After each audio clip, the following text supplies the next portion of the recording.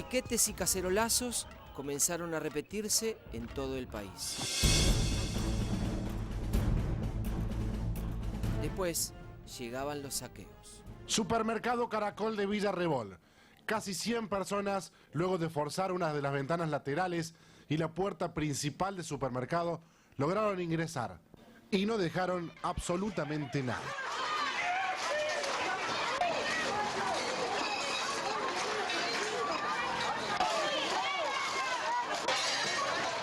Estamos cagando de hambre acá en la Argentina, acá en este país, estamos cagando de hambre. Por eso pasan estas Por cosas. eso pasan estas cosas. Mi hijo está re anímico y no tengo que darle de comer.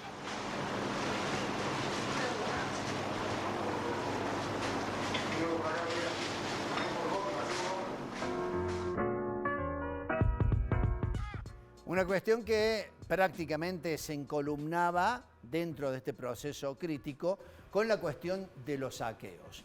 En ese entonces creo que no había celulares como para organizar la masa de saqueos que se empezó a reproducir en todo el territorio nacional. Y creo que en esta oportunidad se pudo observar que aunque había gente que se quería beneficiar con robos, había hambre, me parece. Sí, tuvieron un carácter más espontáneo, en gran medida, los saqueos de aquel momento, si los comparamos con los saqueos que han ocurrido hace algunas semanas atrás, lo que no quiere decir que haya habido, especialmente en las grandes zonas urbanas, saqueos organizados, como pasó específicamente en el conurbano bonaerense, donde sabemos que el aparato peronista se activó para empezar a desestabilizar al gobierno de la Rúa, que a esa altura ya no necesitaba prácticamente demasiado empujón, porque venía con magullones muy serios, pero se activó el aparato peronista y de hecho hoy, actualmente, hay gente de aquella época, dirigencia peronista, que admite la participación que tuvo en aquel momento. Lo que no significa, Julio, que eso que vimos recién en pantalla sea espontáneo. Había un alto grado de espontaneidad, no sé si coinciden conmigo. Sí, no solo espontáneo, sino que estaba el caldo de cultivo. O sea, pudo haber gente intencionalmente que organizó, pero estaba dada la predisposición porque había hambre en serio, había necesidad en serio. No había ninguna forma de acceder a ningún bien porque no había circulante. Ahora, desde el punto de vista político, Valeria, evidentemente este tipo de cosas ya forman parte de una crisis extrema. Sí, y se resolvió en alguna medida institucionalmente, dada la gravedad de la crisis, ¿no?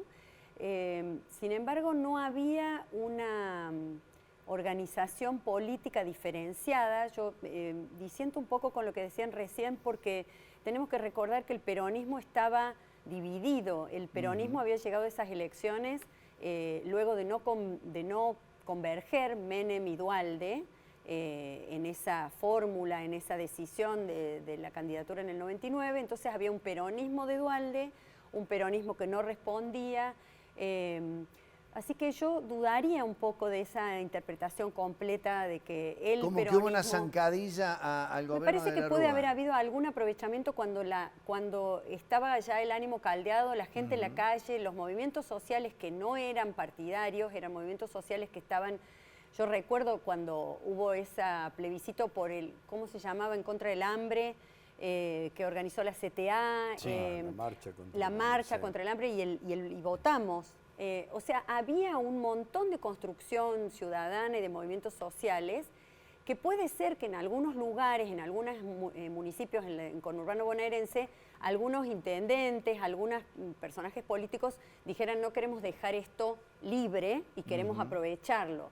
Pero, bueno, lo que pensaba es que el sistema de partidos estaba muy débil. Ahí veía algunos carteles que decían, como ahora tratan de imponer y desde el tiempos de Macri, los políticos, fuera los políticos, había un payaso que decía político argentino, ¿no? Bueno. Completamente desprestigiado. De ahí es que comenzó este movimiento, que se vayan todos. Pero paralelamente a esto, las provincias y también el gobierno nacional comienzan con la represión para tratar de contener a estas familias que decían no tener que comer, que iban y buscaban alimentos por la fuerza en supermercados, comienzan algunos casos de represión, como por ejemplo el que vamos a ver en este caso en un supermercado Cordies en Guiñazú.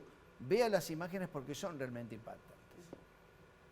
Guiñazú también fue el centro de saqueos y enfrentamientos con la policía.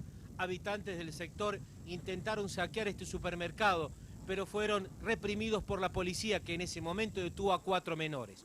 Todo pareció tranquilizarse, pero un grupo de mujeres acompañadas por otros hombres volvieron al lugar y por la fuerza levantaron una cortina metálica. Allí comenzó una represión brutal de la policía contra mujeres y niños.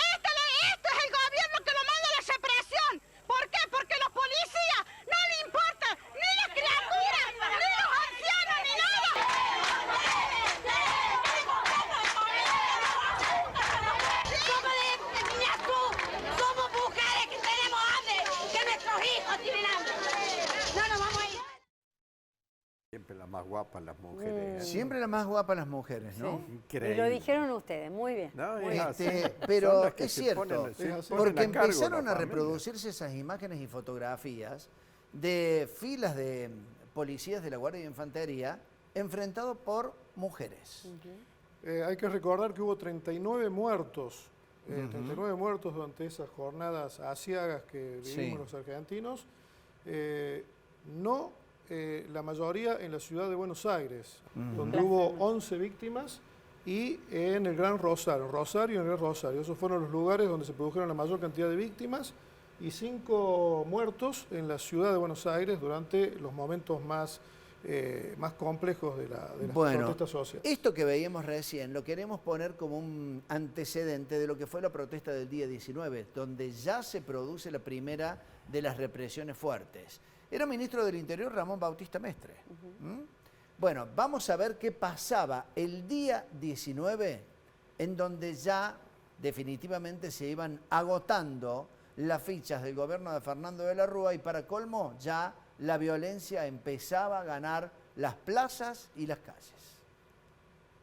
Tras varios días de movilización constante, que terminaban casi al amanecer, el 19 de diciembre de 2001, la gente salió a la calle desde temprano, en especial a la Plaza de Mayo.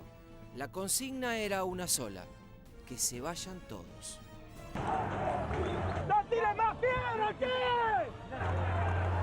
La gente sigue en el piso. La policía le está pegando desde los caballos a la gente que se encuentra en el piso. Esto es una barbaridad, una barbaridad. Por la mañana se anunció la renuncia de Cavallo.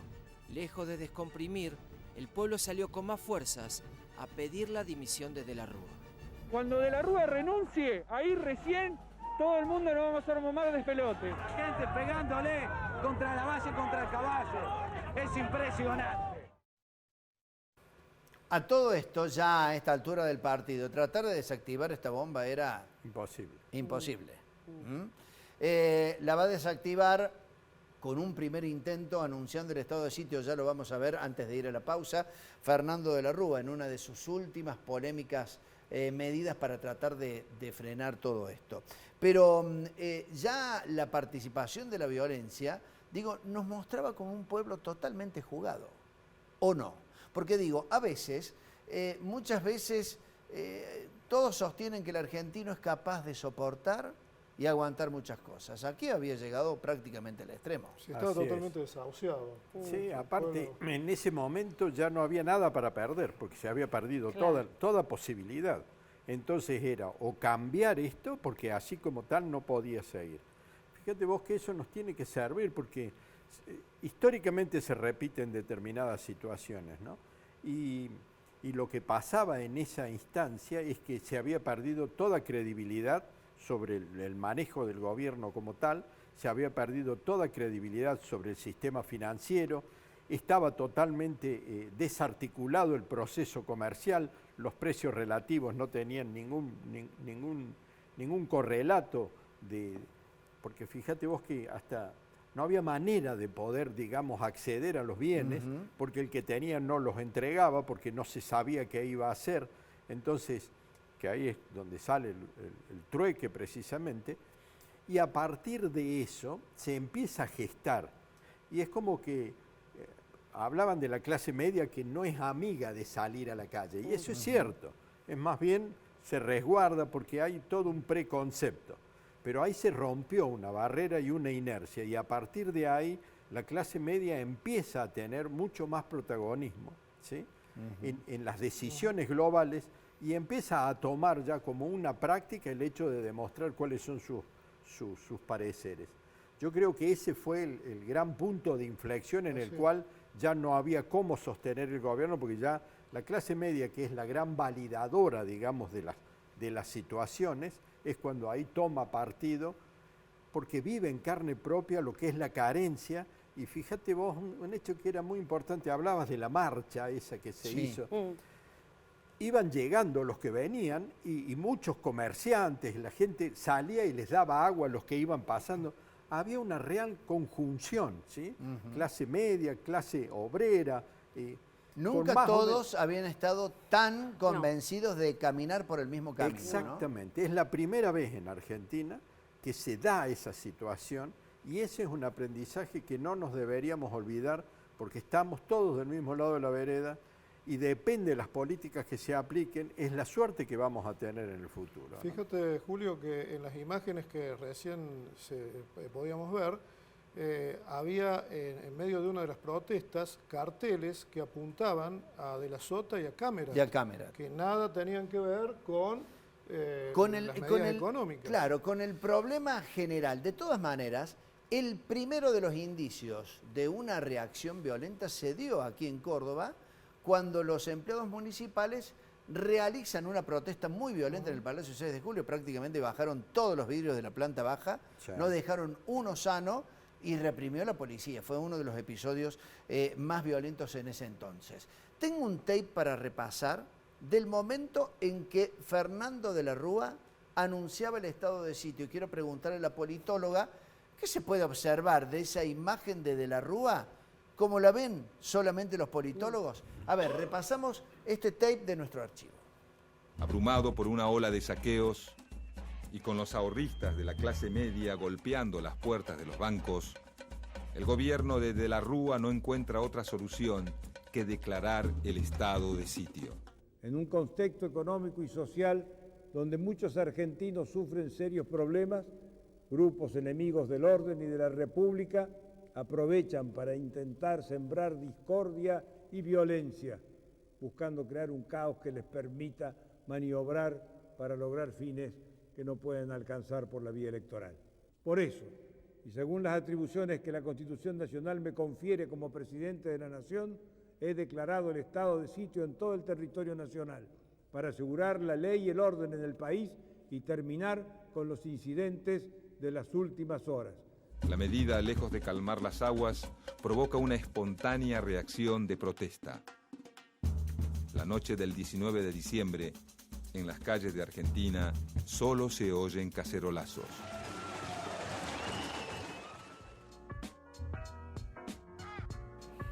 Los fundamentos que utiliza de la Rúa para determinar el estado de sitio no parecen al menos existir, ¿no? Porque uno no ve que hubieran los cacerolazos o en los saqueos o intentos de saqueo grupos desconocidos que intenten desequilibrar todo lo desequilibrado que ya estaba el gobierno de Fernando de la Rúa, ¿no?